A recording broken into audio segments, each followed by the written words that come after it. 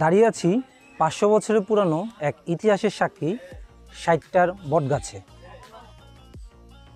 প্রায় ৫০০ বছর আগে এই গ্রামের দেবাশিস বংশের পূর্বপুরুষরা একটি পাকুড়া ও একটি বটগাছ পাশাপাশি রোপণ করেন। গাছ দুইটি সময়ের সাথে সাথে বড় হতে থাকে। এই গাছ দুইটি নিয়ে অনেক মিথ প্রচলিত রয়েছে।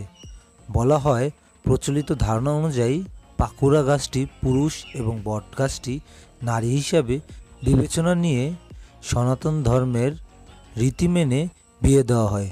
সেই থেকে গাছ দুইটি স্বামী স্ত্রী হিসাবে পরিচিত।